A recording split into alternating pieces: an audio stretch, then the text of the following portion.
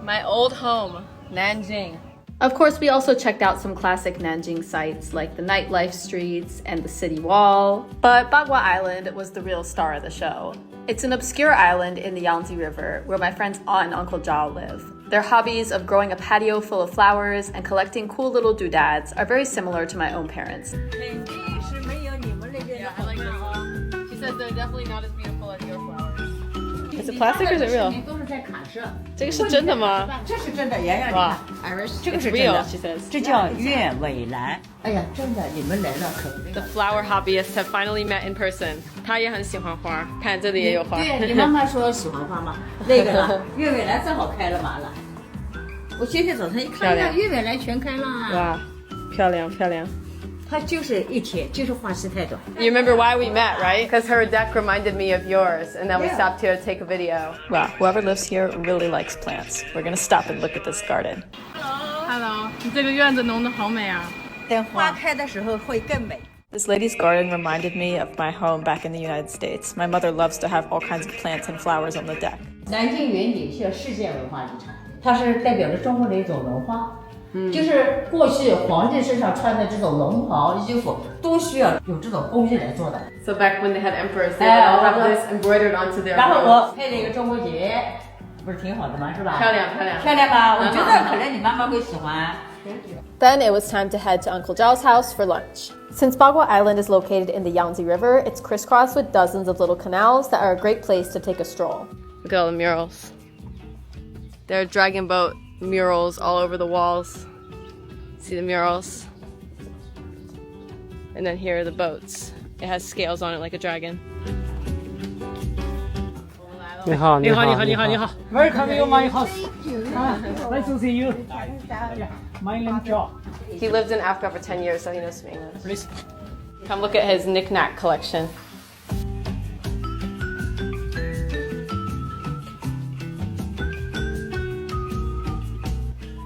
Showing the knick-knack lover, Mr. Zhao's knick-knack collection. The plant lovers and knick-knack lovers are uniting today. All kinds of unique alcohol containers. Look, this one's a bamboo.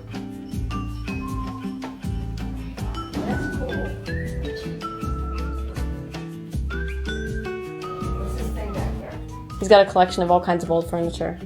He restored this bed. It was falling apart, he restored it. It's like an old rich people bed. Rich people like really dramatic beds. 他说你家像个博物馆 Shell collection. He has a collection of all kinds of little things. And look, this railing is made out of recycled alcohol bottles. He loves to make things out of other things. It's like a little gazebo for sitting and drinking tea. We're enjoying the gazebo. Very nice. 这个里面，他们喜欢这个。 This is inside the low finish. He's still working on it, but it's close enough. Nice place to sit. 这些是回收的东西是吗？对，是的，就是老的，我们说的这个老的家具，一些人家这个不要的。 So it's recycled wood, recycled glass.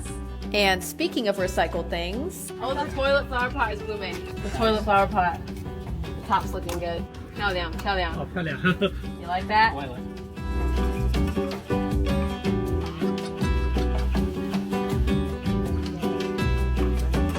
很可爱。哦，在这。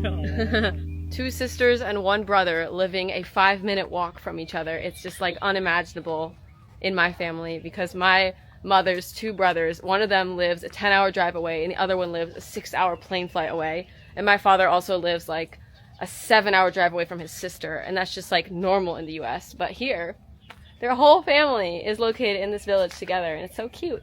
中国传统的厨房，在我们南方啊，就是很少有了，没有了。 These are really rare in this part of the country now. People usually use like gas-powered ones, but they like to use the Keyblade. 就是我们家一直保留，然后用柴火来烧饭，是吧？ Lunch is underway in the cute little kitchen that is a standalone building. She's cooking some little chicken things for you because she knows y'all can't handle bones or anything. Oh my gosh! And this is a vegetable. 我不知道你吃啥。 Lunchtime. They were kind of like nervous to have my parents come over because they were like, they don't know how to cook Western food. And I was like, they like Chinese food, okay? I know they don't like small bones, they don't like spicy, they don't like oily, they don't like intestines, they don't like a bunch of things.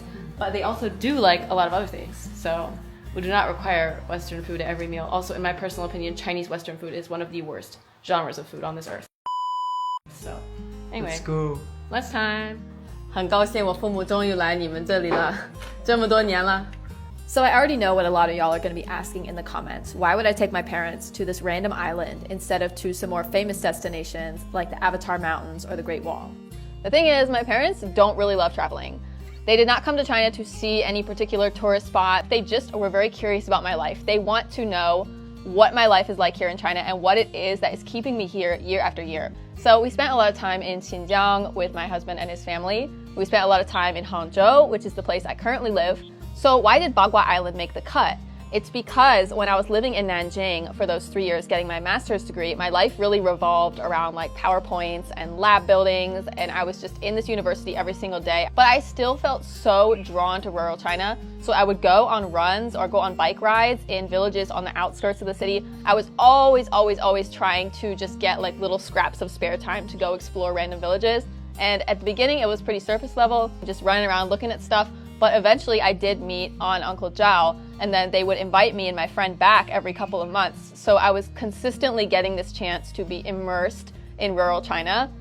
And that really meant a lot to me because at the time, living in a village was something that was just so like impossible to achieve. And yet I kept getting this chance to get away from the rat race in the university and return to this quiet, serene little island. And it's not just about the aesthetic of a village, it's also about being warmly welcomed into the life of a local person. For example, spending Dragon Boat Festival together, or spending Chinese New Year together, or cooking food together, drinking tea together. I've just had like so many lovely memories in Aunt and Uncle Zhao's house, and I really wanted to share that with my parents. And that is why I chose to bring them there.